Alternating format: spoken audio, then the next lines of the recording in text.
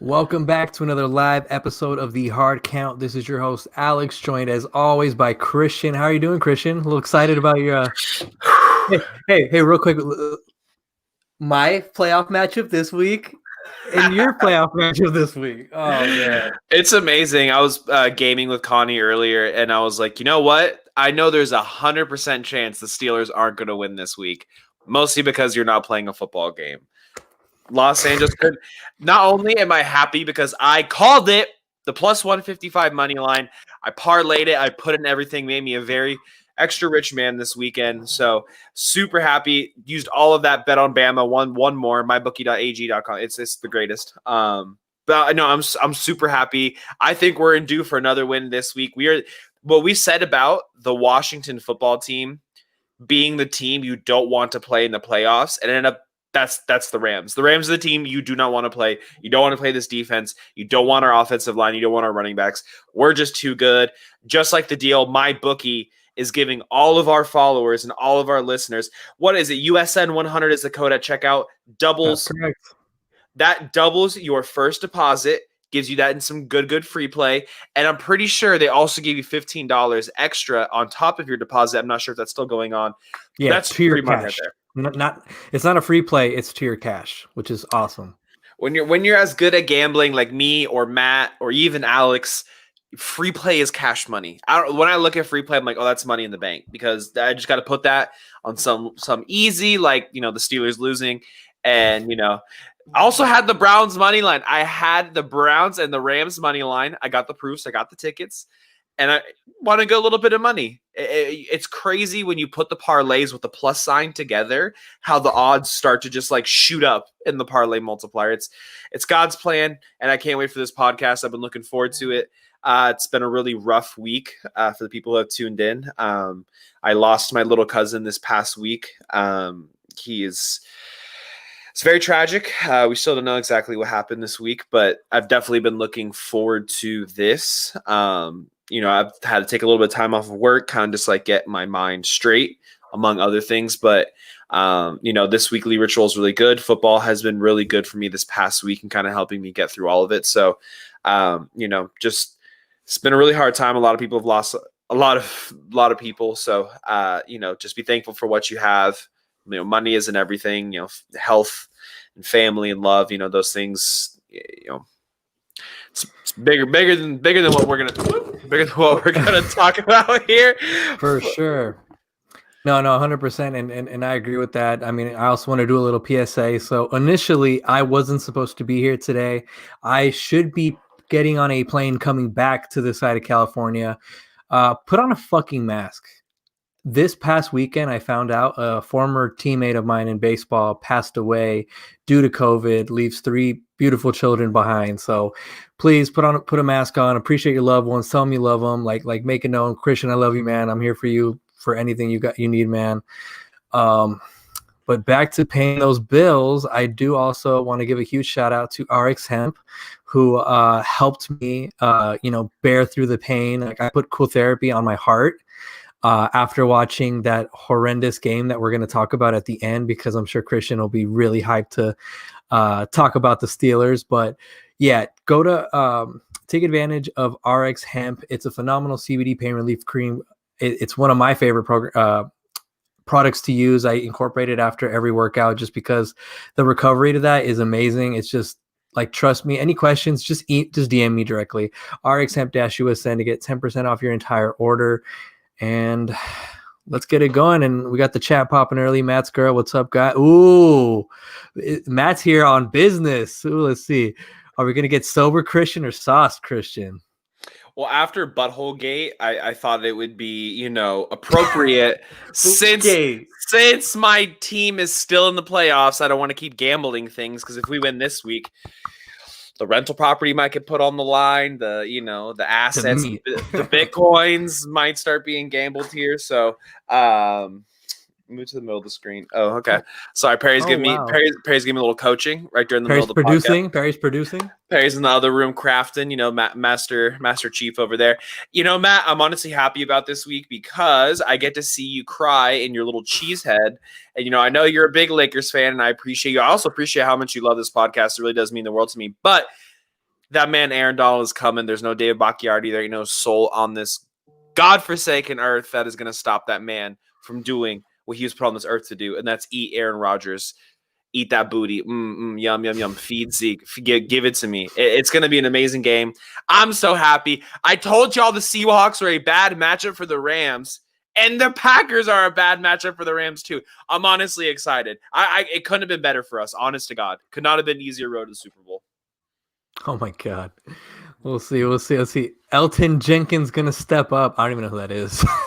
I have no clue. I just know Cam Akers is going for 200 on the ground. Shout out Caleb, Florida State. You think Caleb's gonna put 5 racks on the over? Caleb, where are you getting this money?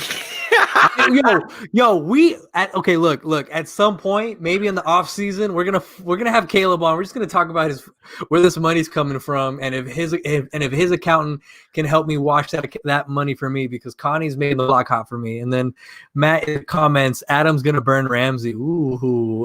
And Cam Akers gonna get stopped. Ooh, a little spicy queso in the messages today. If you were to parlay, wait, hold on. I know he's an offensive lineman, Matt. I was just making a joke that I've never heard of him, but yeah. Matt, if you wanted to parlay the chances of Ramsey getting burnt and the chances of Akers getting stopped by that boo-boo ass run defense, that would be a plus $10 million parlay. You could bet $1 to win 100K because that shit ain't happening. There's no way. Pick one, if any, because it's not going to happen. I'm sorry, my friend. You just hope Aaron. The real thing you should be hoping for is Jaireel Alexander picking off Jared Goff. That is more likely to happen than anything else. If we can stop King Henry, we can stop Akers. Ooh, I like it. Okay, you stopped King Henry during the regular season, and then you proceeded to have every other team with boo-boo ass running backs run completely over you time and time again. I remember in fantasy, every time they played the Packers, I said, "Thank you, Jesus, must start." When I beat your friend Alex C. Medina in the playoffs, every team that was playing, I can't remember who I had that was playing the Packers, I was like, easy money. Easy points, because that defense is trash. Alexander holds that complete. Derrick Henry had a low scoring game for his standards that game, because I have Henry in a different league, so I remember that matchup. Didn't have Henry in the league that matters, though. You know what I'm saying? No, I did. That's the one for $2,000 to win. So. Oh, okay. Yeah, bet. Yeah, no, you're right. My bad. But it didn't matter in our league because Lee, you did better than C. Medina. Y'all both kept it close, but close with no cigar. Yep. And then Matt says it's going to be a great game on Saturday. That's all I got to say. All right, looks like Matt's not trying to get you in it. Will you be on bands this Saturday for the Packers Rams game? Ooh, will you be in attendance? You know what? I'm gonna say TBA because I told Generational Sports, I was like, yeah, you know what? Have me on the pod. And then of course the day that I agreed to do it, it was like everyone and their mother wanted something from work. So let's just give it. Oh no, hold on. What time is the game on Saturday? The game on Saturday is at 1:35. I have a tea time with an investor at 1:00. I'm fake. No, he doesn't. Fake. I'm in the same email. I'm in the same email stream. He canceled. Christian's just deflecting. It's at Moore Park Country Club, and I'm going to burn at least $80 playing one round of golf. So please don't patronize me. I'd much rather be watching the game, but your boy got to get a bag. These Tesla stocks don't pay for themselves, unfortunately. But I'm so glad I bought them. I will. It's all chump change either way, but yep. I will not be on, unfortunately, the podcast. I have to decline, but I will have my tablet and my Wi-Fi hotspot on the car caddy, and I will be watching the game. And when we beat you guys, just believe it, I'm going to go birdie on that next hole. Fuck it. I don't care if my handicap's 75. Doesn't matter. I'm going birdie on the next hole. All right, let's get right to it. It's Saturday football of Super Wild Card Weekend. It's the Indianapolis Colts, Buffalo Bills. Bills pulled that victory out 27-24. It wasn't the Josh Allen game that I'm sure everybody was expecting. He still played phenomenally well, 324, 2 touchdowns. But, let's just talk about the controversial no fumble call at the end of the game when the Colts were still going for it. Here's the thing. I thought it was a fumble, but I had money on. I had the Colts spread, so I was like, no, he was down, he was down. But honestly, like my honest opinion, he was down. I mean, what do you think the Colts do now? You know, they just had their offensive tackle, which his name is Cantanazero, last name. yeah, and obviously Phillip Rivers and the decision they're going to make with him and whatever they do there. What do you think the Colts should do after this game? I mean, you know, they do have their running back of the future, Jonathan Taylor, you know, got out of his little bit of a rookie slump, if you would like to call it that. Phenomenal running back. They have, you know, Paris Campbell, who continues to just be injury prone, quote unquote, but is a phenomenal target in the air. I mean, what do you think the Colts are going to do now, especially with, you know, their season ending prematurely? So it's kind of a number of things. Let's kind of address the quarterback first. So Jacoby Brissett and Phillip Rivers' contracts, they can completely get rid of them.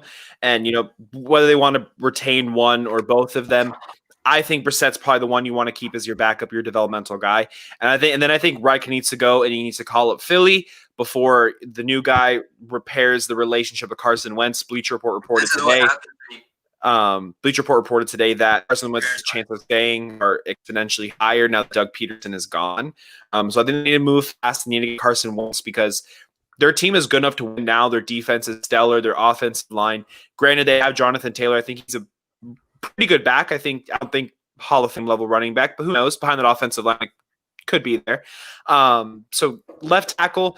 Honestly, Cantanazero wasn't the greatest left tackle in the NFL. He's definitely above average in my opinion, but I think there might be a suitable replacement on the free agent market. Granted, this is an amazing draft for offensive linemen. The Colts, they're kind of looking at me like a Rashad Bateman or Ronald Moore. They're not going to get either Jamar Chase or Foreman. Maybe Waddle if he falls. You know, I think wide receiver could be a target for them. Christian is a replacement. I know I kind of peeped my my no sack streak on Twitter today, and Connie called me out why I'm not in the NFL. Honestly, not fucking good enough. I smoke way too much weed. But you know, I think quarterback, you fix that via trade. I don't think you go for a rebuild right now. Offensive lineman, same kind of thing. You go in free agency or you draft with your first round pick. You can get a stellar offensive lineman, and then wide receiver. See, that's where I kind of go back and forth is because wide receiver and quarterback generally are not going to find an answer year one, either in the draft, free agency, free agent offensive lineman. I mean, yeah, good offensive linemen do go here and there, but it's kind of like quarterback. It's a position that people stay with. So if they can get, you know, maybe like Jack Conklin last year was a free agent, then it ended up making the All-Pro team. That would be kind of best case scenario. And then wide receiver, T.Y. Hilton's not getting it done. Michael Pittman, unfortunately, isn't the top end receiver we thought he was going to be. So I think for sure Carson Wentz needs to be their target on offense, and then they got to go 50-50, one in free agency, one in the draft with either wide receiver or quarterback. Part of me wants to say wide receiver because with Justin Jefferson showed us, depending if you get the right wide receiver, you could probably get an all-pro level player year one at the draft. Offensive lineman, I'm honestly even trying to rack my brain with Pro Bowl offensive linemen in their first year. I know it happens, every now and again, but all pro rookies. I didn't know if Quentin Nelson was all pro his rookie year, but that was a stellar, offensive guard from the Colts. So I think there's a lot of potential here with the Colts. I think that they could win a Super Bowl in the next couple of years. Honestly, if they wanted to keep Jacoby Brissett, I think he has enough talent to win a Super Bowl. If they chose to get him on like a $10 million per year contract, go and get that offensive lineman, go get that wide receiver. So I don't know. If I was playing Madden, the Colts would be a team that I would love to play with because they have a lot of flexibility. DeForest Buckner was an awesome trade. They traded a first-round pick for all-pro defensive lineman. It just seems they're a fun team. If I was a Colts fan, honestly, I feel super encouraged that you had a hand job of a quarterback and he took you that far with a heartbeat away from beating the Bills, which I think the Bills are a Super Bowl caliber team. If there was no Patrick Mahomes, the Bills would probably be my favorite to win the Super Bowl. But yeah, if Colts Law is listening to this, I'm sorry, buddy. You guys got to find something else out at quarterback, but they're so stellar. I mean, they're not like the Cowboys. The Cowboys are shitty at so many positions. The Colts, much better drafting, much better. And sorry to go back to my Rams here for a second. Our head college recruiting is up for GM positions at both Atlanta and the Lions, by the way. So I just want to shout out my boy. The Rams were like Bama, man. If you just get a job here, you'll get hired, get a promotion somewhere else. Doesn't happen with the Steelers, unfortunately, but it is happening with the Rams. I think you're on mute, Alex. Yeah, you are crazy. Oh yeah, I am. Yeah, we'll get into it in a second. But good news for you. Good news for you. I just saw an update. McVay was asked if Aaron Donald is going to be ready for Saturday. And he said, unless something unforeseen happens, the Terminator will be ready. Of course, look at what happened during the game last week. He was ready to go back in the game. This was a classic coach saving a player. Christian's starting to get sauced mentally.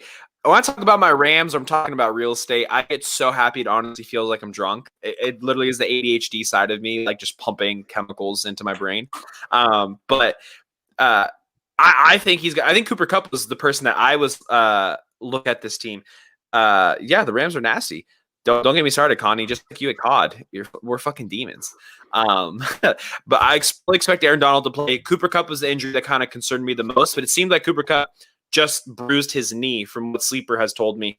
I thought it was an ACL tear. I was really concerned. Honestly, it's going to be a go. I hope there's an offensive lineman that is praying Aaron Donald doesn't come against the Packers, because he is going. Bacchiardi, no problem. We're going inside all day. I don't care if your center won some stupid ass little award. Ain't no man on earth that plays interior offensive line can stop him. I'm sorry, it's impossible. It's earnings, trash, dog water. Not gonna happen. Yeah, great explanation of Aaron Donald on this segment. Yeah, bro. I like have it's not that I'm like a certain way or not, but like I like women exclusively, but like I have so many Aaron Donald like shirtless photos on my phone just because it gets me one hype to like get skinnier and be like attractive, but also two, my fitness journey in the last 2 months hasn't inspired you. Aaron Donald is at that fitness level where if you saw him at the gym, you're like, oh, that dude takes steroids for sure. Like there'd be no doubt in your mind that dude is juicing, unless he's playing in the NFL and he gets religiously drug tested. And even then, I'm kind of like, what's in that shaker bottle? But still, Aaron Donald is the. I'm gonna need a pause. No pause. Going straight through plug. But Aaron Donald, honestly, I know TJ Watt's going to win Defensive Player of the Year. We will stop Aaron Donald. In fact, honestly, Matt, hit my line with a little Aaron Donald prop bet. I'll take you on, because we're going to eat that ass up. The MVP. Matt, make a bet. Make a bet. You and Christian, one of y'all. Look, Caleb and Jesse set the tone, and they did their bet over Ohio State. And Caleb gave Jesse 13.5 points. Ohio State did not cover. That wasn't the actual line. I got it at 9. And now I think Jesse has to do a TikTok video whenever he actually opens up the chat again in a month. But yeah, Matt, maybe you and Christian should have a little wager going. Doesn't have to be TikTok, but something. Never hurts, because I know my man AD. I'm not going to embarrass myself. Well, everything I do in my life is an embarrassment, so just learn to get over it. It's fine. You'll be better off down the road. I could just play your video of you blocking and just make you proud of yourself again. I look kind of slow in that clip. I didn't want to watch the full game, but All I'm saying is when we do the unwrapped flag football or unwrapped tackle football thing, I'm gonna have you pull up. I'm gonna have you pull out and like lead block for me on my screen. Yo, I did a turkey bowl last year, and I had like 7 or 8 touchdowns. You don't want to see me in the slot, bro. No, none of those little Christian boys could cover me. I went to like a little church camp event, and they were like praying before the game, and I literally turned in a call, and I was like, I'm gonna roast these kids for fucking breakfast. They're doing like their little fucking, and they're like all 5'8", and I was like, chicken, straight chicken. Literally, when the end zone turned around, I was like, give me the ball, chief. Yo, I really hope my friends aren't listening, but whenever we would do like a little pickup game of football, I would just look at them warming up and I'm like, oh fuck, I'm gonna eat today. Bro, when I played, I would try to do that shit. Like in high school, you'd have like your backs turned and the other team would do their little like offense and defense type shit. I literally would look and just try to laugh and just be like, yo, y'all are trash. Even if they were good mentally, I would just be like, your dog water, 0 earnings, trash. Like, can't play with me. Get off the sticks. Pass it. You got another guy on the bench? Put him in. You're trash. It's always my mentality. But back to the game, I do want to highlight Stephon Diggs and Josh Allen's their chemistry didn't matter. It was a little slow start for him. I wasn't even the most confident with those his player props. And I definitely think Stephon Diggs was the best addition for this team, and it's been said already before. Alex is my Connie. This is why I don't. Connie, you're my least favorite part of any show because you're always saying how Alex didn't complete my Venmo request. Get a fucking job, Connie.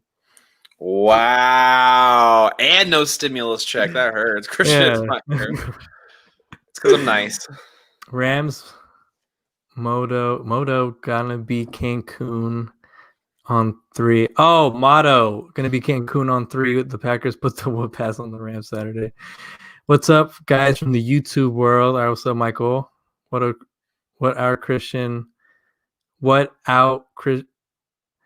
all right. Unwrapped notice. Pick up a goddamn thesaurus. Pick up one of those grammar books that you had when you were a child. We need some coherent takes. And I'm the king of misspelling shit. I never spell shit right. But it's going to pop up on the screen. Connie's Corner isn't paying well. I mean, less sportscasters, foot in the bill. Doesn't really matter. But shout out, thank you, Lawson, for hopping on YouTube, my favorite platform. Outside of Twitch, which me and Connie get dubs on nightly. Alex has yet to hop on because of some sort of I don't have space on my hard drive. Lame.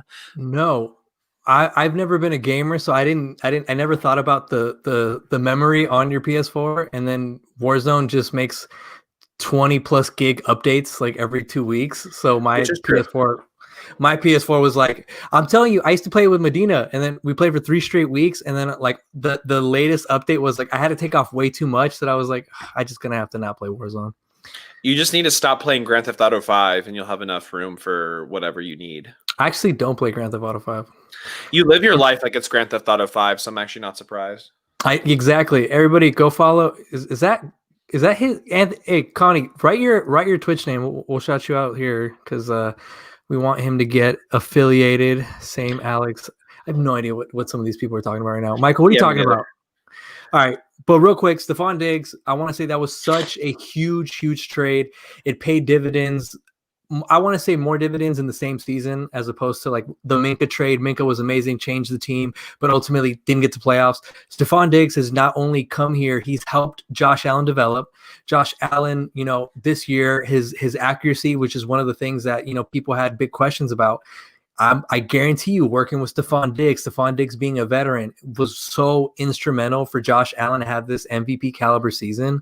And, for him to get, that didn't win a playoff game, monkey off his back is just I guarantee you both him and another quarterback we're going to talk about in a second. Once you get that first win and you can just okay, now I can stretch. I'm not tight. I'm not worried. Josh Allen's going to come to this next game and be on a mission.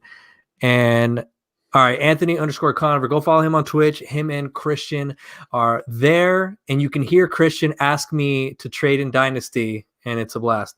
And then, yeah, you can hear arguments about mozzarella cheese or something. Y'all are weird.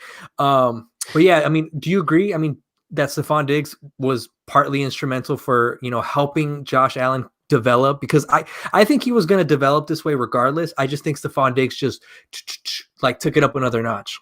Oh, 100%. First of all, I've never seen a trade more even in my life. The Bills get Stephon Diggs and a chance to go win a Super Bowl. Stephon Diggs may be the only target in the NFL that is Josh Allen proof, in the sense that Josh Allen can't overthrow Stephon Diggs. It's almost literally impossible to overthrow that target. As you saw in 2019, John Brown was a 1,000-yard receiver. Cole Beasley was still Cole Beasley. First of all, should not have won second team All-Pro.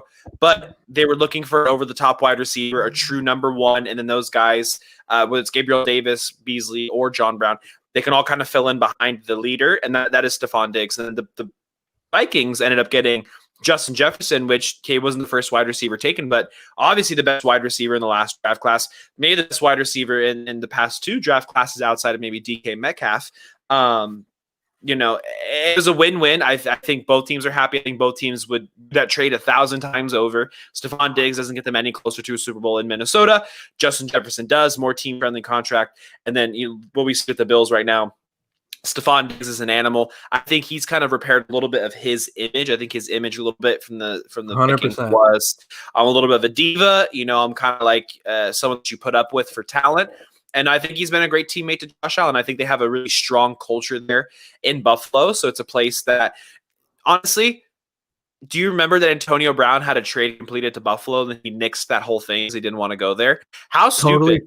Totally forgot about it, but here's the thing. If Antonio Brown was there, I don't think Stephon Diggs ends up there. I don't. No, I think it's funny how Antonio Brown didn't want to go there. I saw that tweet, and then I remember people saying, "Oh, they could have had Antonio Brown and Stephon Diggs." I'm like, realistically, I don't think that would have happened. But for context, like, could AB have been that influence on Josh Allen? Possibly, but also I don't think AB was in the most productive mind state at that point. No, you're right. I think now that he's on the Bucks, he's kind of like getting back to what he knows and loves with football. If he would have been traded to the Bills at that time during the barbershop where he went to LeBron's and. God, I just, by the way, when we get to the Steelers part, like AB talks about like, oh, throw me a perfect pass. Why is he getting batted down at the line? I'm like, fucking AB. I was like, damn AB. Bad down. What? We'll get to that in a second. Believe me, I have a whole thing ready. But that's it for the Bills Colts. Now let's go to the Rams and the Seahawks. Before I let you cook here, Matt in the comments said, what upset is most likely going to happen? Browns over Chiefs, Ravens over Bills. Hold that thought. We'll get that to the end. Corvette. Shut up, Matt. Oh, man. All right. Rams, Seahawks, 30-20. I'm going to be honest with you. Watching that game, Russell Wilson, when he broke away out of that pocket and threw it to DK, I thought that was the momentum swing, the momentum shift. I got to give it to you, man. Unfortunately, John Wolford took that hit from Jamal Adams. I believe he actually had to be transported to the hospital. It was a very serious injury. Jared Goff, you could tell because every couple throws, like they were talking about on the broadcast, due to pain or like reaction, his thumb was coming off, balls were wobbling. That was going to happen. I think McVay did a great job of not putting too much pressure on Goff to make those throws, but that catch Cooper Kupp had, I mean, I got to say, that was so, here you go, getting mossed by Kupp. Yeah, no, that was a phenomenal catch by Kupp. And I think Kupp is one of those receivers that people forget how good he can be because he's just not always getting that kind of target work with the Rams. And, it's to the casual fan won't appreciate it, but this is like something that Cooper Kupp can do at any time. And just like Matt said, he did it over Blitzboy, which was the gentleman who was acquired. It's this year's first and next year's first, right? That Seattle gave to the Jets. Yeah, and Cole McDonald. It was multiple firsts. So it's leaving him in a tough spot here as their defense didn't really improve. And honestly, he ain't no Jalen Ramsey. That's why. Jalen Ramsey's worth the 2 first. Jalen Ramsey, Minka. Who else went to a new team and was like a tone setter there that you can think of recent memory? On D, I mean, offense, obviously Stephon Diggs we just talked about. But I'm more referring to the defense because this is such an offensive league. Like the players that have changed teams and immediately became like the difference maker. I mean. Khalil Mack, which I'm assuming that's who you're referring to, is close. It's close, but I also think that it's not completely his fault that team isn't where it should be. I think that's a coaching thing. We'll get to that one in a second. Shout out Nickelodeon. But yeah, no, I think Jalen Ramsey is that trade, giving up that first, and then like you were saying about how the Rams draft well, being able to get something valuable at your first pick in the draft with Cam Akers, who is looking to be a pivotal component of your offense for this playoff run. So I mean, I definitely think this defense really kept you guys in the game. And I mean, Cam Akers deserves a lot of credit. 131 yards on the ground, 45 yards through the air. I mean, during the the off season, I remember telling you like, hey, my off season like and now like my comparison of players is like he kind of reminds me of like a Alvin Kamara, as in the like in both the wasn't heavily utilized in college, so people are kind of discounting him for that, and his ability to make things happen through the air. So I think Cam Akers next year is going to be an even bigger beast. But yeah, this McVay is a phenomenal coach, but he's now 37-0 after leading at halftime. Beautiful. Beautiful. That's a king level stat right there. No way we can go about it.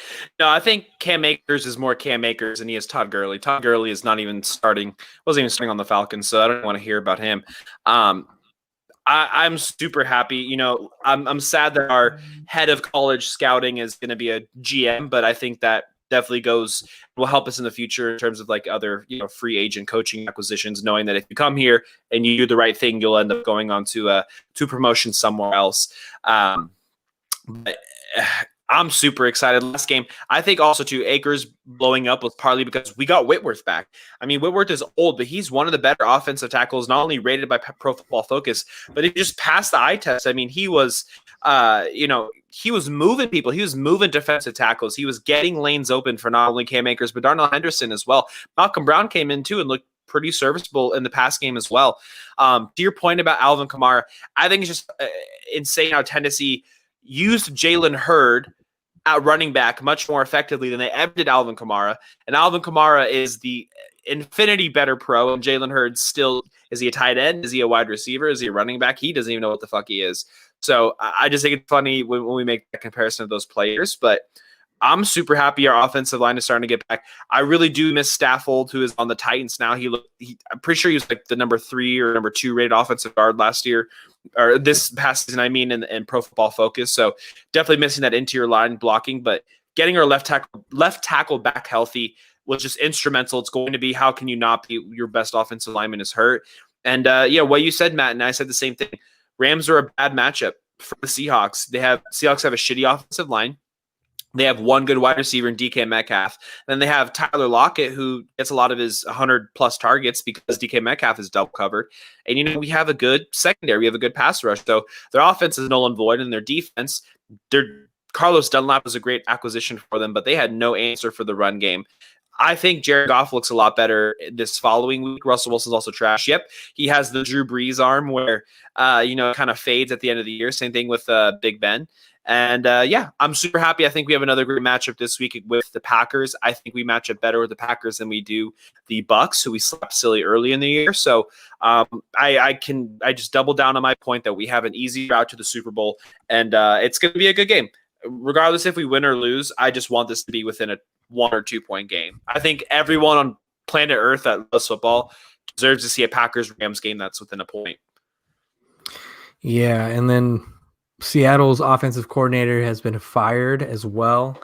The Seahawks offense was going to be their saving grace, if anything, and they just couldn't get anything going.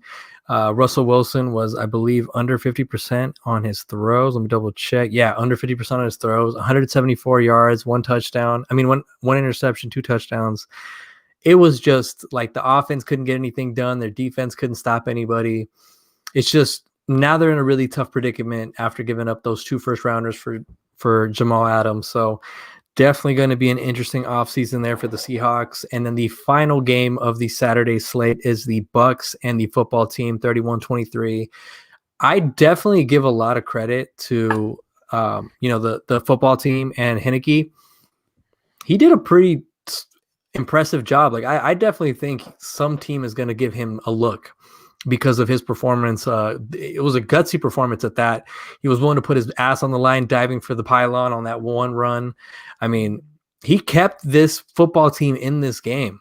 I mean, not to say that, they were going to win this game at that point, but I mean, I was very impressed with the fight from this team. And I just think that's a testament to Ron Rivera and what he has gotten out of this team. Chase Young, that's a phenomenal piece to have there of a star-studded or a first-round studded defensive line. And then, Tom Brady continues to just, keep on pushing Father Time and just tell him to just hold up real quick. Let me just do this. Let me just get on this another Super Bowl run. And then Fournette, got his play touches because of Ronald Jones' quad injury. So a lot to digest there. What was your thoughts on the Bucks football team matchup? I mean, the Bucks are looking good going into the playoffs. Kind of like fine wine. Red wine gets better with age. And then the Washington, they should be super encouraged. I mean, they are you First of all, I want to address the Tyler Hinnicky. People saying that he should be their quarterback going into next year. Just look up his name and then tweets from his past. I understand you shouldn't judge someone from their past tweets, but if you expect someone to be the leader of your locker room, let's just do a little bit of research into who he is as a person. Not saying he is a good or a bad person, but one performance in a playoff game plus some suspect character issues is not the guy in Washington, especially if you're going to make the case to get rid of Darius Geis with no video. Even though he admitted to do it, NFL is a very video-based punishment league. If you're going to make the whole moral part, Hinnicky cannot be your future. Washington needs to draft a quarterback in round 1 or round 2. If they go into next year with Kyle Allen, Hinnicky, and Alex Smith as their quarterback, they're going to see a regression. I think they've done so well this year, despite where we all thought they were going to be. And if you parlay that with a new quarterback, optimism in sports gets you hired, not fired. Ron Rivera goes with these quarterbacks next year. We could be talking about Ron Rivera at a 2-14 Washington football team looking to get fired at the end of next year. They need a quarterback. They need some hope. Trey Lance is probably the best high talent. I think they're pick 19, I want to say, because of the whole expanded playoff. They're going to be pick 19. I think Trey Lance, or Zach Wilson, two project guys that have shown large amounts of promise. That should be their future going into next year. But I think the Bucs should be happy. Obviously, their offseason worked. They weren't a first-round bounce with, getting rid of Jameis Winston and choosing to go old with Tom Brady. And then I think that the Washington, half the ball is already secured. I think they need to replace Trent Williams on the offensive line. So maybe they go O-line first pick, being like Kyle Trask second pick. But please, dear Jesus, I don't think Ron Rivera would do this. But get a quarterback. You can have some hope, some optimism in for 2021, because this is going to be the year of effing optimism. If Washington goes in with no quarterback, at the very best, they can pray for another 8-8 finish, get into the first round and lose, because quarterback is a position that would take them over the top. It's not a wide receiver. It's not an offensive lineman. They have honestly good enough at those positions with their defense to make it work. Please go get a quarterback. Please go quarterback. Don't get the XFL guy. As much as I love the XFL, he's meant to be a backup. Kyle Allen's meant to be a backup. Alex Smith is meant to be a mentor. With all the shit that he's been through, get a young guy in there with the last couple of years of Alex Smith's career. It's going to do well for both him and for the organization. And Corey, shut the fuck up. I don't want to hear that. I didn't come after Cam Newton and Jared Stidham being worse than JV softball players. Wofford is good. Jared Goff is daddy. And you know what? We beat the Patriots. I don't want to hear it. Go enjoy the Sacco Bowl, whatever you're playing for. And then Corey said Seattle needs to get way more diverse. Knew that Rams would be in cover 2. Shake my head. And then Corey said textbook performance by Washington on how to play defense. Football team strength let them down in this game. And Alex Smith is retiring. Let's be honest. And then he says Vegas agrees with him. Oh. It was nice to have you and Corey here. It looks like it was only a one-time duo performance there. But interesting. I just looked up the tweets for Hinnicky. Interesting. They're very interesting. That's a nice way. That's a nice way to say that. That's all I'm gonna say. Next game, we're going to the Sunday slate. We have, let's see, hold on. Ooh, Vegas, -3 with Wolford, -3 with Goff. No movement at all. Ooh, Christian, damn. Like I say to Harry when he tries to justify Dak Prescott, is I have played football my whole entire life, and there's no one who can prove to me what I know about football more than myself. So spreads, schmear, beer, I don't care, Corey. My eyes don't lie. I said the Patriots are going to be ass. I thought they'd be even a little bit better, but I was right about that. I was right about my Rams, right about us smacking at the end of the year. So what else am I right about? Who knows? Bitcoin at $1 million a share. To the moon. To the moon. Shout out to Bitcoin. I own some Bitcoin now. Shout out to me. All right, next. All right. Wait. You own some Bitcoin or you own some Bitcoins? Because that is a big difference. No. I got some Bitcoin. All right, I fuck with you. I was about to say that's a flex, Alex. Fuck the house. So you got like 10 Bitcoin. That would be real quick. Did you hear about the guy who got like 11,000 Bitcoin like years ago, and then he forgot his password, and whatever Yeah. his no, I'm sure you did hear about that. Next game. One little cool fact about Bitcoin: the first ever purchase of Bitcoin was used at a Papa John's to pay for a $6 pizza. How much do you think that pizza would cost right now with Bitcoin? Just spitball. Like 0.000 something, I'm assuming. Oh, it's $270 million worth of Bitcoin that he paid for that one pizza. Oh, I thought you were saying how much of a Bitcoin today is like a Papa John's pizza. No. He paid several like 1,000 Bitcoins to pay for that pizza, and one Bitcoin is 40 grand right now, or 35. That's beautiful. Let's see. You were wrong. Here, Corey says you are wrong in the chat. You said 5 wins. Yeah, that is tough. I think the tough thing was about the Bitcoin situation, but the Ravens and the Titans face each other for the second time in 2 years in the playoffs. Ravens come out victorious 2013. The Ravens end the game with the defense after that interception stomping on the Titans logo. A little bit of payback after last year. The Titans did the same to the Ravens on their home turf. This was another one that I was happy about because same with Josh Allen, it's that elusive first playoff victory. Lamar Jackson was kind of getting it a little bit harder because with the MVP win, he couldn't get that victory. And here comes Corey with the Lamar in the comments. Shout out to Corey. Shout out to Lamar. And for me, I was also very happy to see the way he played in this game. I overslept. So I know that initially the Titans were up initially in this game 10-0. And, I think this Ravens team, really, being it their second time, their second time as a unit coming up to, third time essentially coming together on here. Put it on there.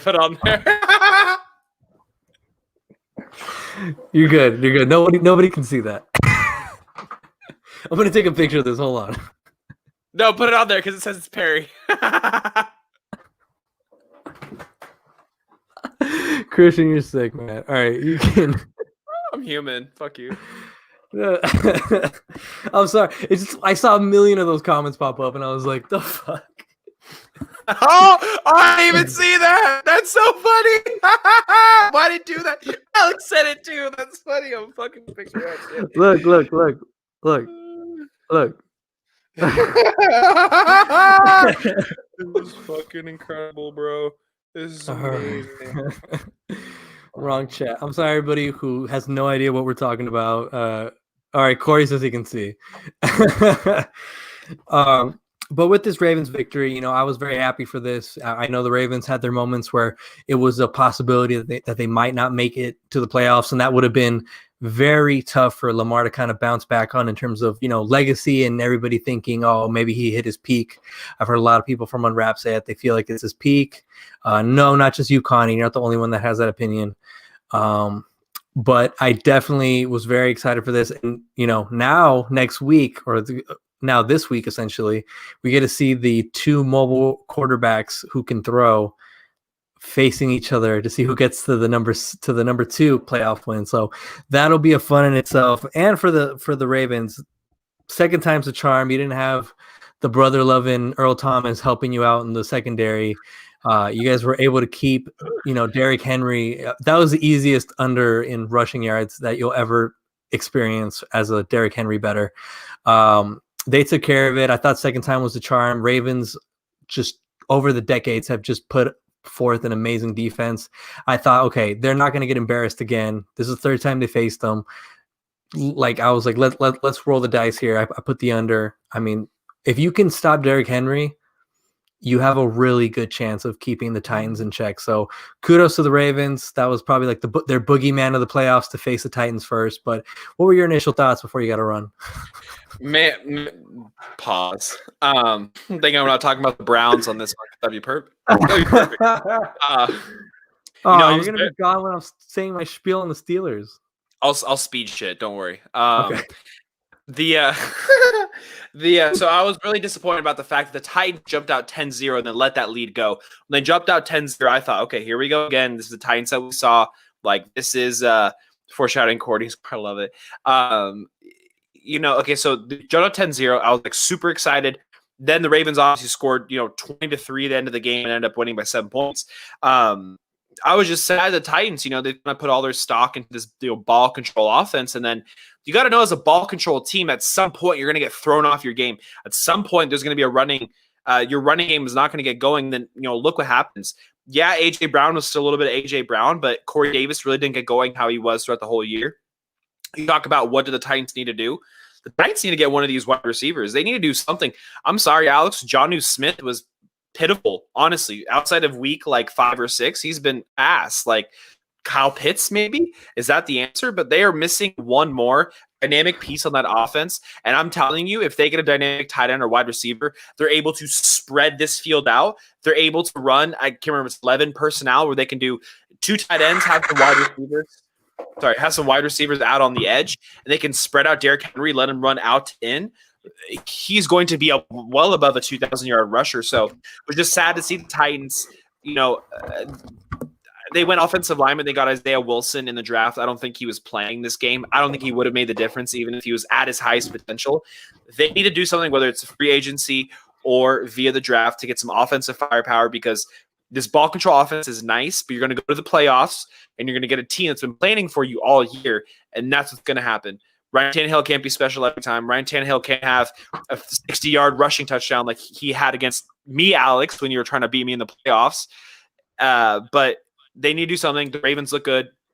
When Lamar Jackson is consistent, when Lamar Jackson can throw the ball down the field, they are a near impossible team to beat. And I'm super happy that my first bet on my bookie, my $50 free play on the Baltimore Ravens to win the Super Bowl, is still alive, baby. Can't take that bet slip back just yet. Still fighting over here. My bet slip on Matt's book is $80 on the Chiefs to win.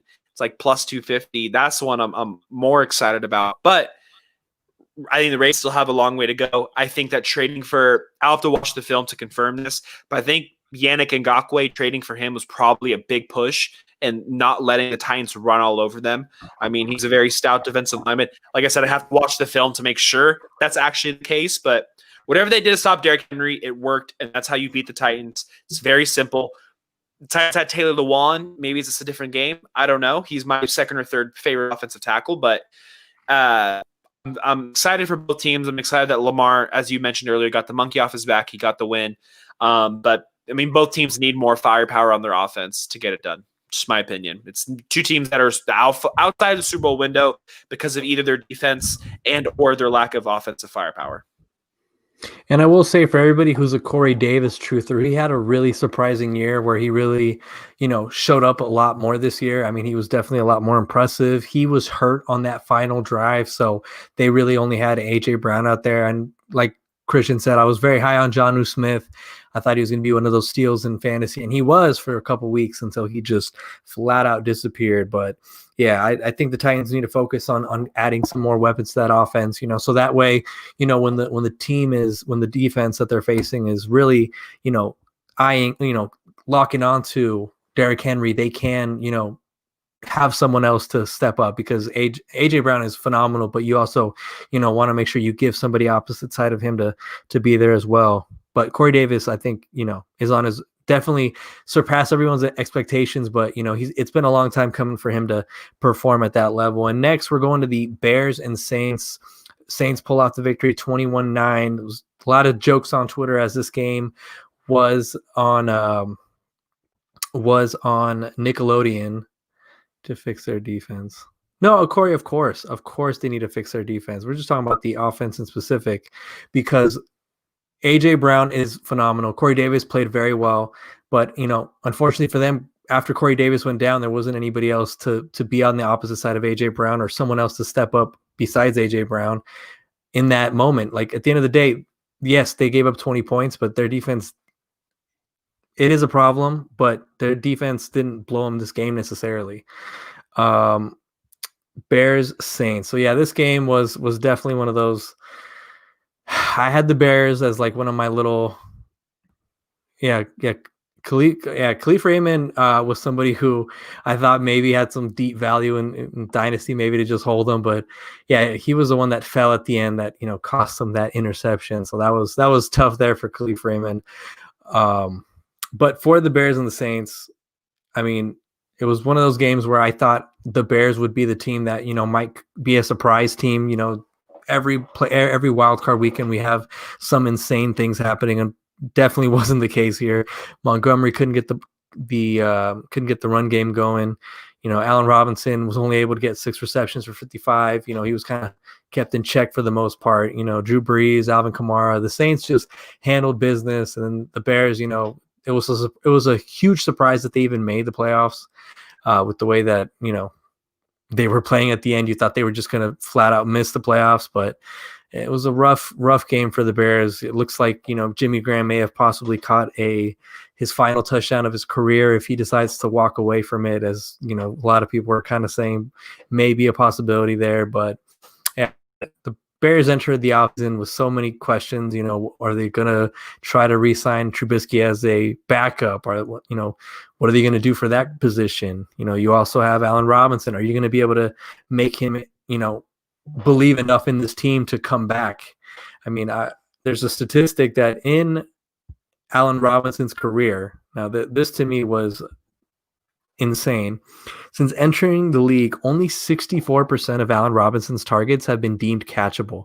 That ranks 93rd out of 101 possible. So Allen Robinson hasn't always had much support at the quarterback position. I think at this point, in his career, he's still, at the top of his game. He's still someone that can be a difference maker. I think he may leave Chicago, unfortunately for Bears fans, and try to get some stability at the quarterback position, because I think he's an underrated receiver. I think he definitely will value that. And for the Saints, with this possibly being Drew Brees' last year, there's a lot of narratives going into this next weekend of the playoffs. So that'll be something to kind of keep a lookout for. But what are your thoughts, Christian, on the Bears Saints game? And did you happen to enjoy the Nickelodeon rendition?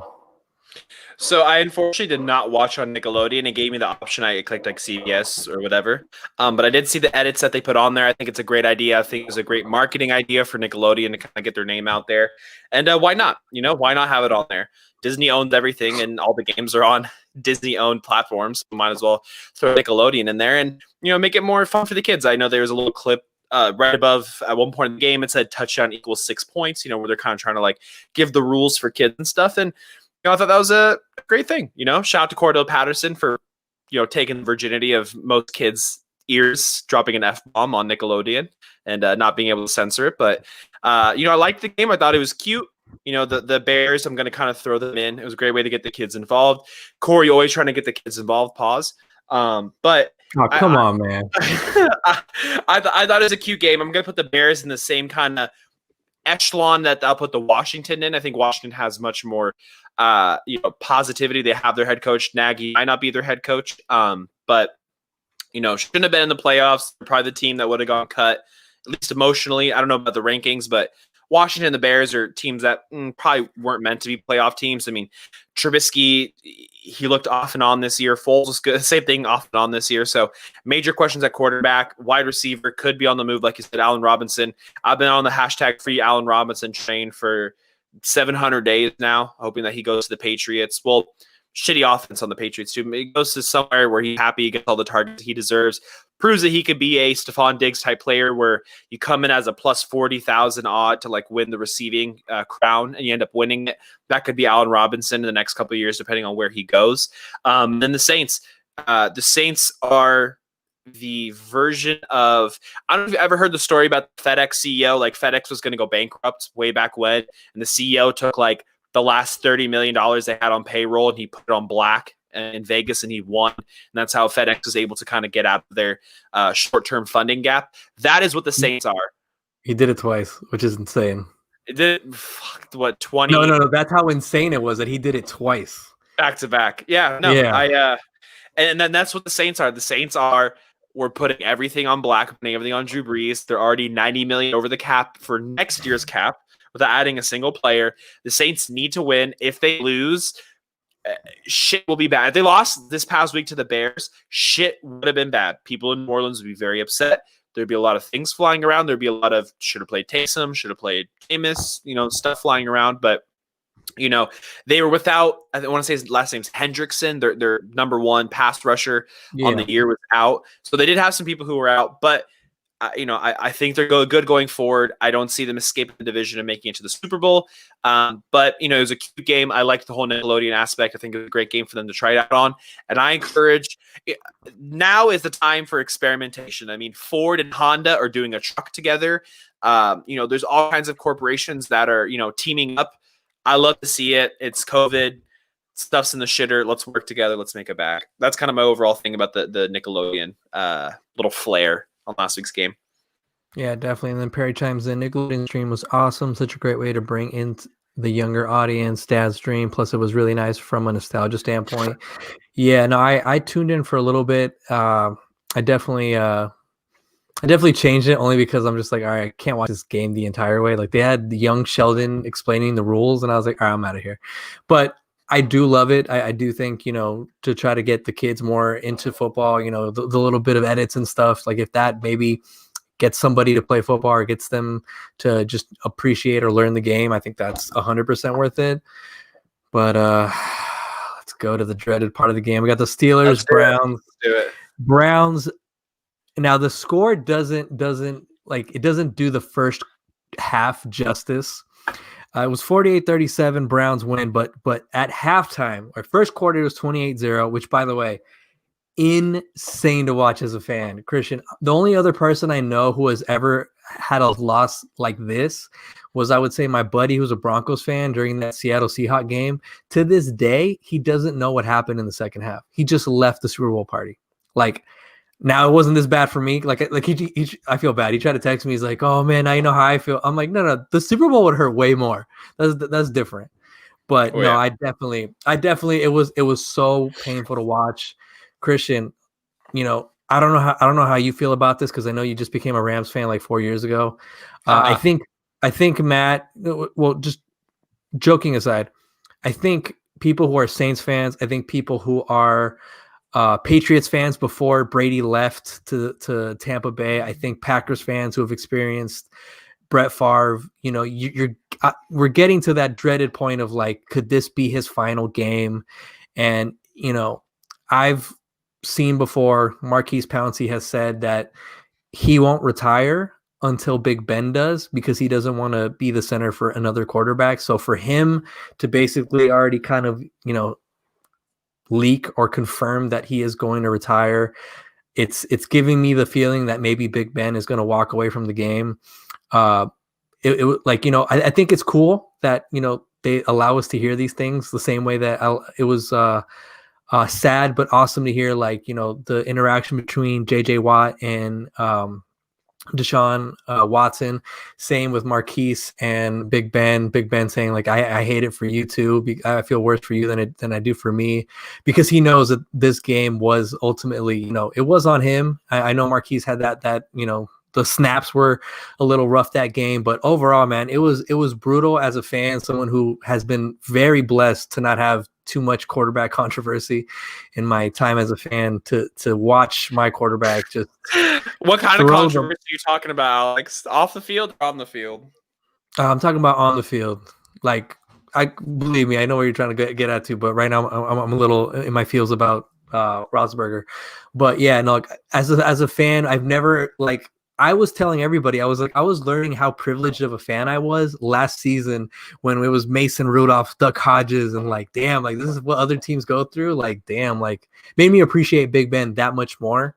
And I was going into the season thinking damn, I got to enjoy every game as much as I can, because, quarterbacks aren't, teams don't always hit on the quarterbacks, as you know, man. So, I just, it sucks that it had to be this way for Big Ben. It looks like they were going to come back. I put $80 when they were down 35-10.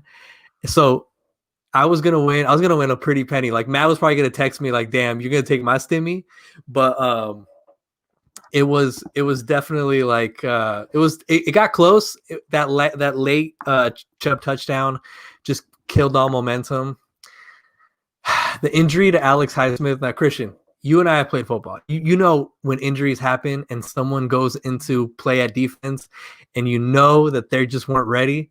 Spillane had to cover Jarvis Landry on a play where, more of our more larger mobile linebackers was at. And it was just seeing Spillane get thrown around on those third downs, man. It was tough, man. But Steelers, man, they fucking shit the bed in the first quarter.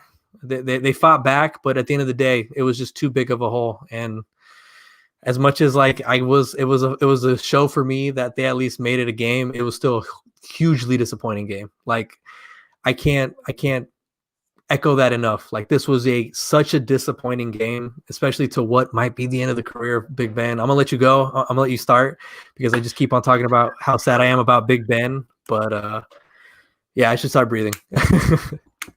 Let me play the world's smallest violin for you guys. Outside of your fandom, it's a little ridiculous because all of the shit talking, all the negativity, I feel like was self-brought with the TikToks, with a loss. Who is she? And kind of that mentality. I think it was very 100%.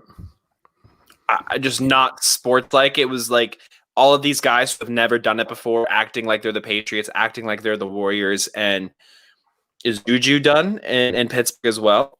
It's a fair question. Not. Is Big Ben done? I think that if Big Ben asks to retire, Tomlin goes, hey, that's fine. Let us draft a quarterback. And then he's basically a part-time quarterback anyways with how much he gets hurt. But just say like, hey, come and play 10 games for us next year. Let us develop Sam Darnold. Let us develop Kyle Trask underneath you. And then, 2022, make your retirement go away. Because if and when Big Ben leaves right now, I think your franchise is directionless. I think you're too good to suck, and you have too much pride to suck. But at the same time, you haven't had to develop a quarterback since under Bush Sr. was president. So do you have the faith that you could turn a Kyle Trask into a Big Ben? Maybe. I don't think so. So I think Big Ben should come back for another year. Hopefully his body can handle another year, if for nothing else than to develop the next guy, because it's not going to be Dobbs, it's not going to be Hodges or Mason Rudolph, it's not going to be Kyle Trask, and it's probably not going to be Carson Wentz either. I just you guys are a good enough franchise. Pouncey's uncle was the one who helped me get recruited to college, so I'm always going to have mad love for those twins, even though crazy. Even though they're fucking lunatics, and if you haven't seen the Aaron Hernandez documentary, you need to. Free Aaron Hernandez merch. I don't even want to get into them, but great offensive lineman. I'm happy the other twin is on the Chargers. I'm pretty sure his retirement is going to come in the next year or two. I wouldn't be surprised if Big Ben comes back. I see rescind his retirement, as Brett Favre has done like 15 times in his career, but. Alex, it was one of those things very similar to Perry, where his Cowboys were so bad so quickly in the season where it didn't even feel fun to text and be like, hey, bud, how's it going? Like I got no pleasure out of it. I would have loved to see you guys lose by one just to see the next round get right into your rearview mirror and then Yaga and just have it taken aback from you. I mean, since 4 minutes into the game, you guys knew that you probably weren't going to win this game. So, shout out to the Browns. The Browns finally living up to expectation. Like you said earlier, getting the monkey off their back for their entire fucking franchise over the last, 20 years. 100%, man. Shout out to the Browns, man. Sorry, I'll go quick. Go ahead. They're stupid deep. They have same as you guys, a defensive end who could be a defensive player of the year candidate. They're stacked on the outside. Denzel Ward. They didn't have Grant Delpit at all this year, who would have helped a lot. But, I think the Browns are honestly a more likely Super Bowl team, not only this year, obviously, because they're in it, but next year because they're basically stacked even with quarterback. I mean, you could put in Kirk Cousins in that system. You could put in even Colin Kaepernick in that system right now, and they probably would still make the playoffs, would probably still be a Super Bowl team just because they have so much talent running back. 2 Pro Bowl offensive linemen, stupid deep at tight end, stupid deep at wide receiver, even though Odell Beckham Jr. The Browns are going to be a team to mess with for years. And your Steelers, honestly, I could see you guys being last in the division next year. No cap. Could see the Bengals being better. Could see the Ravens being better. Could see the Bengals, the Ravens, and who am I forgetting? You guys are just going to be the worst in your division. I don't care who the other team is. Ravens, Browns, Bengals, all going to be better than you guys next year. It's sad. You had the 11 games, hold it up through 11 weeks. You guys are the Super Bowl champions. Shout out. The Big Ben needs to do the good thing and stay, or he needs to get the hell out of town. Just one of the all-time, we talk about like Charles Barkley. I think Hakeem Olajuwon too never won a ring.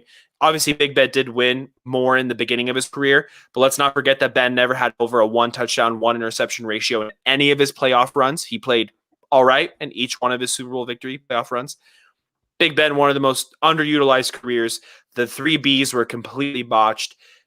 Honestly, I'm starting to pick up the sense that Mike Tomlin might be on the out within the next year or two. That's my overall take of the Steelers. He lost control of the locker room. He's developed irrational personalities, has not kept them under control, and someone needs to pay the price. Yeah, unlike, your loyalty for your Rams that you started 4 years ago, Steelers actually, make really conscious decisions with coaches. So Tomlin's there until he's probably done.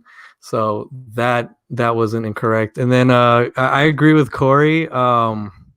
Cleveland secondary is actually trash. Like that's actually not even like pettiness or anything. Please stop. Tyreek Hill over Kelsey over. Yeah, we'll get to props, Corey. But I do also want to point out the Browns. I have been on record on this podcast saying how impressed I've been with the way that this offense has ran. Kareem Hunt, Nick Chubb. It sucks that Odell Beckham Jr. can't be here because he's one of those players that like he's just passionate about winning.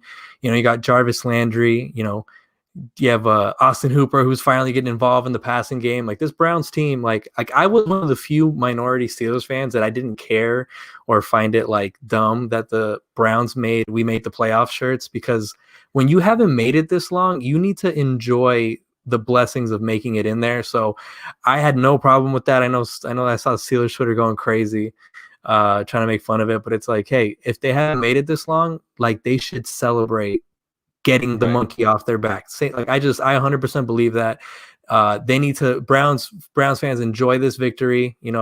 Like hopefully this is what'll get the Browns off the, image wise, people look at the Browns and they're like, oh, it's the Browns. Like, hopefully this is the start of what turns this franchise around. So yeah, it's an exciting time to be a Cleveland Browns fan. So I wanted to make sure I give them their credit, because I have seen a lot of people say, people are making it more about the Steelers. Like, no, I want to make sure I give them their due, because the Browns have been phenomenal this year.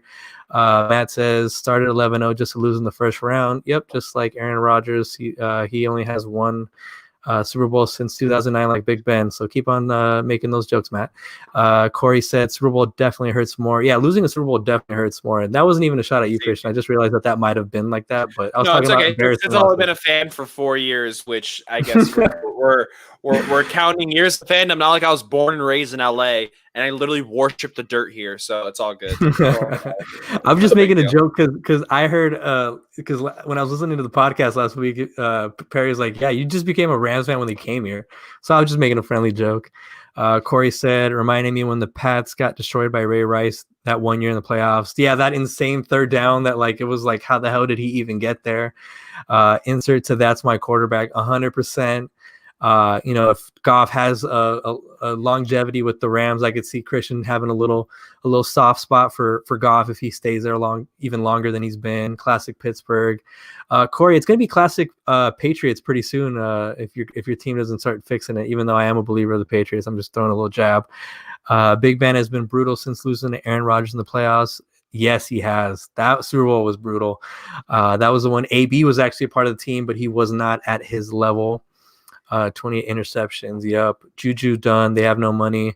I don't know. The Chiefs found a way to sign all their players somehow last year. So there's loopholes.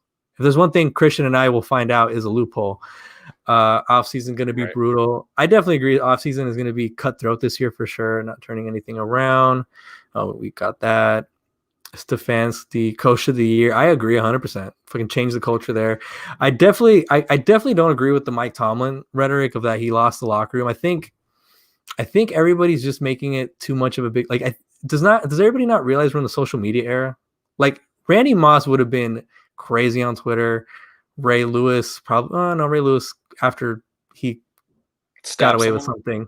I was gonna say it nicely. After he got away with something, he turned over to the Lord. But look, do I like that Claypool says that shit? Fuck no. Do I like that he was talking about the Browns on his Twitch, saying they're going to clap next week? Fuck no. But until it's like I said on generational sports, people, players, anybody, you choose the hill you die on. Christian died on the bleach hill when he was sauced. I died on my Steelers hill. You know what I mean? Like we all choose the hill we die on. So same way, like let's say you died on the Ramsey hill and bizarro world, Gilly was far better this year. You would have had to either admit it or whatever the case may be. All I want to say is with my comparison of Gilmore, can we even trust Corey to be accurate on secondary since he doesn't know what he's watching, saying that Gilmore is better than he seems like a non-reliable source. Oh, geez. Here we go. Coaches either give their players freedom or they don't. They choose to let them be, which is fine. Yeah, it's just the different tones. I mean, look, Belichick was successful with his way. There's a lot of coaches that have been successful with, the other. I mean, Sean Payton, didn't he do the gritty? Didn't he do like the gritty thing after he did something where like he punched the gritty or something. Like he was doing the gritty and he punched it. But that's a win. I'm not saying that Mike Tomlin lost his locker room, but he lost control of his locker room. I'm not saying it has to be this whole like master and servant type thing, but the head coach, a lot of head coaches in the NFL don't really do a lot outside of having that control. There's a lot of offensive and defensive coordinators who have a lot of say in what goes on with the X's and O's, and the coach kind of keeps it together. I just think with the TikTok, it went a little too far, saying they're going to clap the Browns, dancing on the logo. It's very the same way about the Facebook Live. Like it's just a common stream. And I think the Steelers, and no offense, Alex, some of their fans are kind of running from the accountability that when you have these young men and you allow them to quote unquote do whatever they want, it can have a very disastrous side effect. Look at Seattle. They let them do whatever they want and they won a Super Bowl because there was control. There was faith. There was a little bit older locker room. The Steelers are very fragmented. It's boomers and little kids. Like there really isn't a lot of like, in between. There's a lot of guys on their rookie contract and a lot of guys who are on their last contract. So, I just want to see Mike Tomlin be a better coach, be a better leader of young men. I think no matter what, if you want to put any criticism on the coaching this year, it was not being an effective leader of their young men. That is the biggest missed opportunity by the Steelers in 2020. I think you're over analyzing it, and unlike a lot of coaches in the league, their worst record is an 8-8 in a season. So he gets it. He gets the job done. He is a leader. And here's the thing: the TikTok thing. A lot of these coaches are learning. Are like my thought with the TikTok situation is I just thought like when I first started seeing Juju doing those little logo things, I just thought it was like something he was just doing for like, oh, I'm doing the TikTok dances on different stadiums. And then it turned into like people just being like, all right, fuck yeah, I'll get the fuck off our logo. But like, I don't think that it's a detriment to Tomlin as a coach. Maybe after 5 or 6 years of being a fan, maybe you'll see the value of a head coach. I'm fucking picking your fucking buttons. I know you are. I know. Hey, once I reach a decade and we've only won 3 playoff games in that 10 years, maybe I'll be a little bit more upset than you guys are. Well, we just are used to, success, Yeah, but like what do you know about good coaching? Didn't Pete Carroll let Reggie Bush and everybody get paid? I'm joking. I don't want to get in that conversation. I was joking. Yeah. Okay. When's the last one?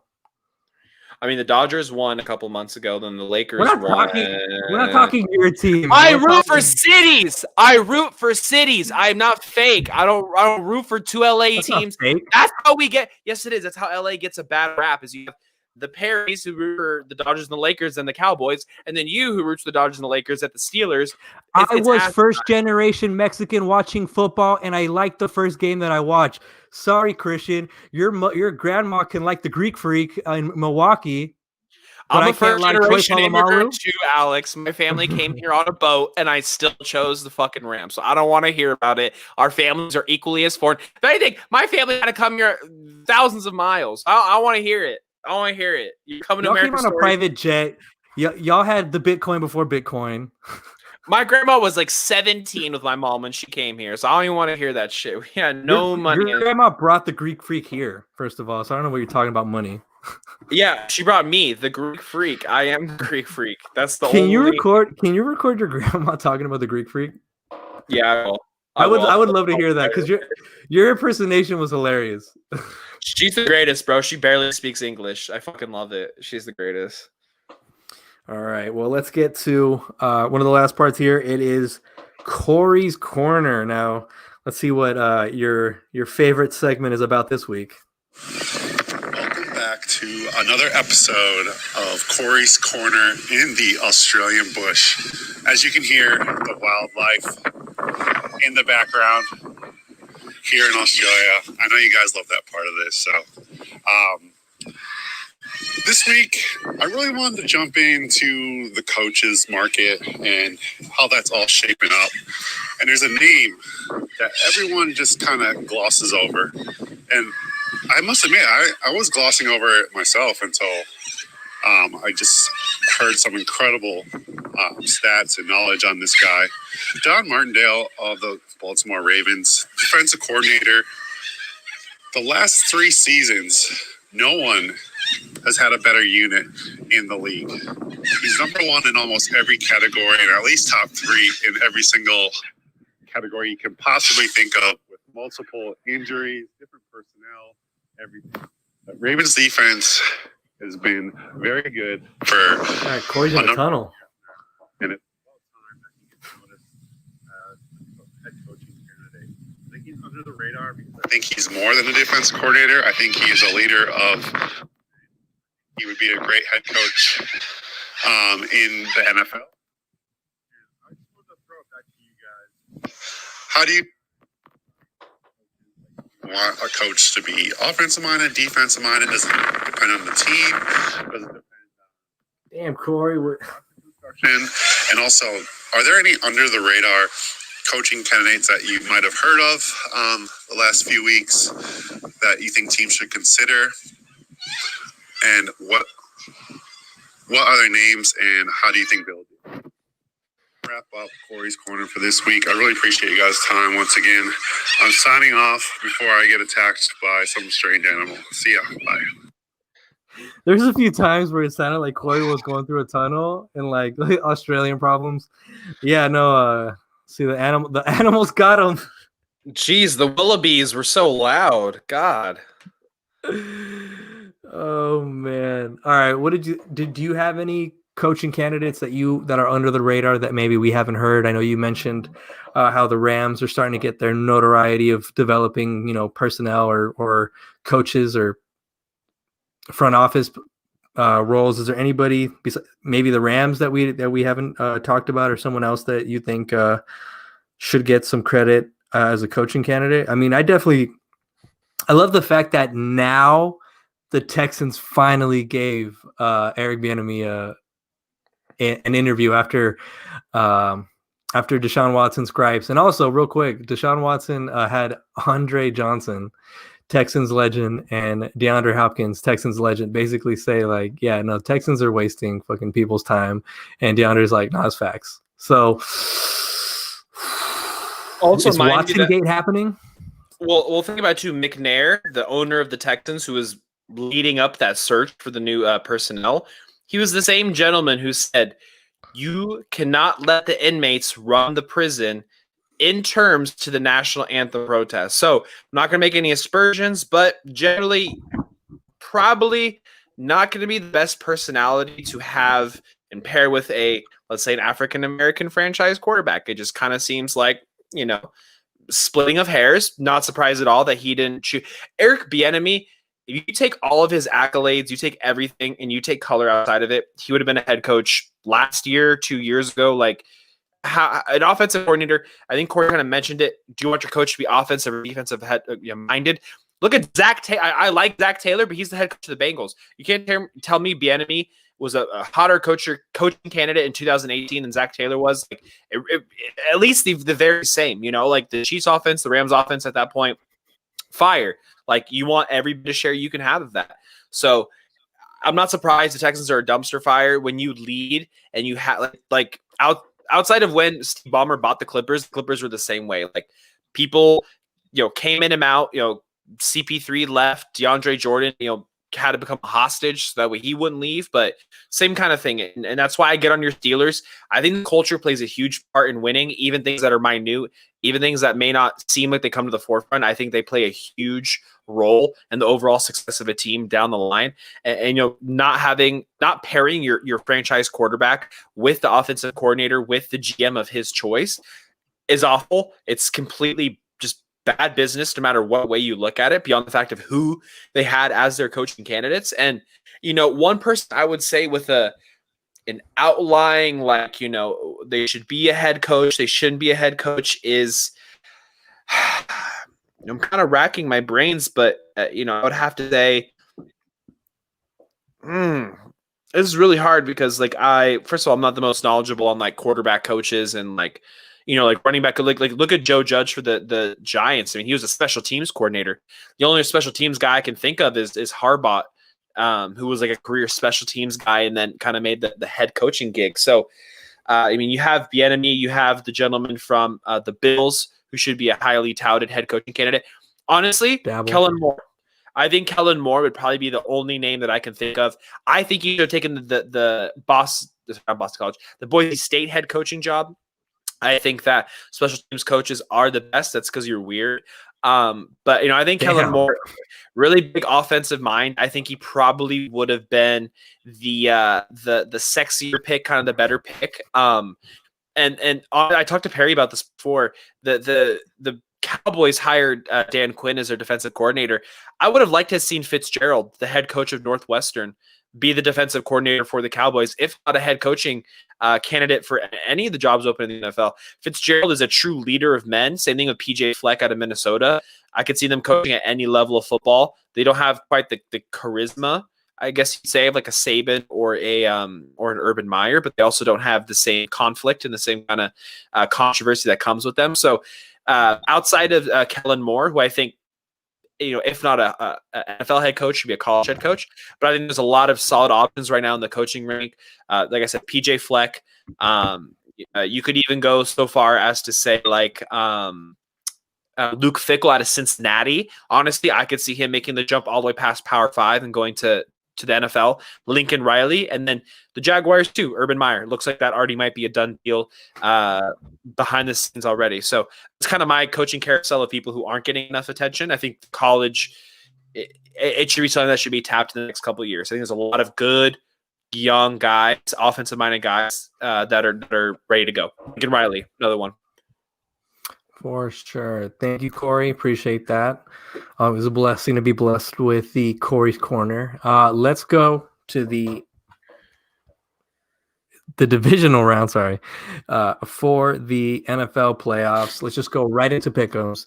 We have the Saturday game, which is the Rams and the Packers. Corey has the Packers. I have the Packers. I'm assuming you're going to roll with your boys.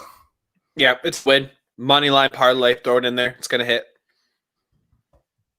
All right. And the next game we have is the Baltimore Ravens, Buffalo Bills. Corey has the Ravens. I have the Ravens. Who you got? Oh, it's the Bills. I'm so surprised you guys have the Ravens. They do not have the firepower to compete with them. No way. Nope. We will see. Next game, we have the Cleveland Browns, Kansas City Chiefs. Ooh, Kareem Hunt revenge game. Corey and I got the Chiefs. Who you got? I got the Chiefs, and I want to get rid of that narrative revenge game. The dude punted a girl and got cut off the team. There is no revenge. There should be just sorrow and just saying thank you for the time that he did have there. I don't like that narrative. Kareem Hunt is still a giant piece of shit. Tyreek Hill is still a giant piece of shit, and there's nothing that will make me forget that. And then Corey chimes in the chat. Bills run defense is trash. Matt is with you on the Bills, and he says Packers all the way. Next game we have. I don't know if you saw the graphic. There was a History Channel thing, and they made Drew Brees and Tom Brady older than they really are. Tom Brady tweeted that. Oh, he did tweet. That's hilarious. Yeah, okay. Yeah. Tom Brady's Twitter is funny. It is fucking funny. He tweets some funny stuff. Yo, okay. I couldn't stop laughing. It might be just because it was kind of like just awkward, but remember when Brady was walking with Gronkowski. This is when they were still in the Patriots, and then the Bad Boys was playing, and Gronk was like this in the background, wording the Bad Boys. I don't know why that video to me is just so cringy, but it's funny. Yeah, they recorded that after they beat the Rams in the Super Bowl. So They also only record when they win. So there's a little while where they weren't recording. By the way, Caleb has been saying that that Brady has been taking receipts all year. If he doesn't win the Super Bowl, are those receipts going to be taken to his accountant? Just curious, just because he kept on saying receipts. I didn't see any. The Saints beat him both times this year, correct? Handedly by like a lot of points. Gotcha. All right. All right. Well, looking at the picks, Corey has the Saints. I have the Bucks. Who do you have? I have the Saints. Like I said, they're in the red. They're redlining on their car. Everything is pushed towards the center. I don't see them losing this week, but I see them losing next week. Corey in the chat. If anyone knows about trash run defense, it's Skura. That's fair. That's fair. That's fair. That's very fair. No, here's the funny thing. I have a Bucks friend and a Saints friend, so it's like if no matter what, I will have jokes at the end of that one for that specific group chat. So cheers to that. That is the divisional round. Best of luck to your Rams. I know I didn't pick them, but best of luck to them. Thank you. I hope for your happiness. I don't hope for their success, but I hope for your happiness. If they win, I'll be happy. House money. I'm playing with house money that we already won in my mind, so I'm fucking lit. Whatever happens. Alex has friends. All right, Corey, keep on saying that. I'm not gonna take Fruity Pebbles and Lucky Charms when I go visit Australia now. Hey, Alex has friends. They're just women and not age appropriate. So he does have friends. Yo, you and Connie gotta fucking chill on those jokes, dude. That is sick. That's like Kareem Hunt. That's like Kareem Hunt adjacent jokes, man. Come on, man. Have some respect. Stop. Oh, look, because I asked Corey, what snacks does he miss from the States, and guess how much a box of Fruity Pebbles goes for in Australia? $45. Oh, it's not that bad. It's 15 then. But still, I told him I was going to take him like 5 boxes of those, 5 boxes of Lucky Charms. I was going to take him his paydays and all the other chocolates he wants. So, yeah, Corey, keep on making comments like this, and I'll just have you pay the duties. How about that? The duties, all the poop jokes today. Amazing. I didn't even mean to set that one up. All right. Anything you want to promo? Like how I'm going to have to put you in contact with somebody with a lot of income coming their way? I mean, if you ever have a rich friend, I love helping rich friends. But like I started off the podcast, I just want to take some time to say that it's a very hard time of year. The holidays are very hard on people. COVID has been very hard mentally on people. A big stat that I'd like to talk about, Alex, guys, I know you're a little older than me, but guys our age, the number one killer for men our age is suicide. And I think it's a very serious issue. Mental health is a very serious issue. So I want to yield my time to that. Suicide awareness. There is a 24 hotline. The National Suicide Prevention Hotline is open 24 hours. If you don't have that information, you need someone to talk to. My DM's at McGowan75. Cap, I'm trying to slide. I really am here to help you. It's such a serious issue. Like, I just feel like if you feel like there's no one there for you, I promise you there is. Like, your life is worth living for. I know the holidays are tough. I know COVID is tough, but stuff is changing. Like, it's always darkest before the dawn, and that's something that my priest actually told me when my mother had passed away a couple of years ago, is like right when you think life is like at its shittiest, or right when you think like life can't get better, like you're really at your shittiest point, and like right when the sun comes across the hills, if you live in California, right when the sun kind of peaks across those hills, like better days are coming, better stuff is coming. Like I know say stocks always go up, like your life will get better over time. Like just reach out. Don't be a stranger. Like, we're all here for you. And just God bless. I love each and every one of you. I appreciate this podcast. Like I said in the beginning, it's helped me a lot through this week. Looking forward to this. And, just don't feel like you can't reach out. Don't feel like you can't get help. You're not weak. You're powerful. You're not weak. You're more powerful than you can ever imagine. And that's true for every single one of you. So it's the end of my rant. Steelers suck. Rams are going to win this week. And cheers. Let's just cheers to a better year, a better week, and to And so Alex finally investing in something that's going to make him rich instead of just, taking trips out up north to see his little boo thing. I could pay for trips for your boo thing, man. Let me show you where to put that money. And I could pay for your sugar baby. Oh, you and fucking Connie are gonna get me in trouble one of these days, man. Chill. You think you're the only one of my clients that has a wife and a girlfriend? That is not true. No, he was kidding. No, I'm just kidding. Imagine just like that. Oh man, very well said, Christian. Love you, man. Same to anybody. I've actually seen people open up about mental health on the timeline. I've actually messaged people who I've seen go through it in the community, in the little sports community that we have built, and not just on rap, but just the fantasy football community. And it's awesome to hear Christian's message. I'm glad to see a lot of people in this industry are making that message. There's a fantasy. There's going to be fantasy leagues made that half of the quote unquote money that gets your entry fees is being donated to a foundation to support mental health. And I've always been, I go to therapy, and like I always tell people, there's nothing that I want to say is wrong. It's just it's good to go talk to somebody. Go treat your brain like you do everything else on your body when you go get checked up. Like you do need to check out your mind. Sometimes you think things are great, but look, I've slowly started to become a workaholic. As Christian finds out whenever he texts me, he's like, "Hey, let's do COD," and I'm like, "No, I'm working." But that's more my PS4 memory situation. But I am always on the clock, so I've started to talk to my therapist, and they're like, "Yeah, you should probably take some days off for yourself," which I am working on for that too. But yeah, definitely love that. That was a great message, Christian. Appreciate it. And Corey said, "Can we promo little Debbie's? I need some nutty bars as well." I will take you nutty bars. I enjoy nutty bars as well. Pause. Matt Skura, preach Christian. Alex checking out his boo. Oh, great. Let's see. Ooh, and let's see. Hopefully Alex and women is more successful than his. Hey, getting past first base would be more successful than a Steeler. So, by that. Getting past the what? Getting past the what? Getting past first base. Getting past the first round. Oh, God. All right. I'm not going to promote the podcast of that shit, but shout out to Corey, C Monday 52, the third member of this podcast. He's in Australia, so he's live on the chat. Shout out to Christian. Appreciate you for being here, man. Love you, man.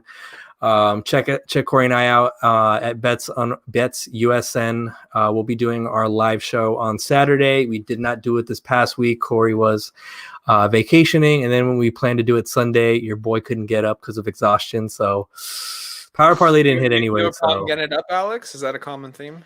Oh, here we go. I have no idea. I'm like Jason Kidd right now, just setting up these alley-oops for these jokes, man. But I love it. That is it for the hard count. Thank you everybody for tuning in. Also, if you enjoy this episode, we are live every Tuesday at about 7 p.m. PST. Jump into the comments. We had Matt Skura, obviously Corey. We had Connie jump into the beginning of it. Perry. Love the interaction. Jump onto that. And again, this show is available on iTunes and Spotify. So that is it for the hard count. Have a great weekend.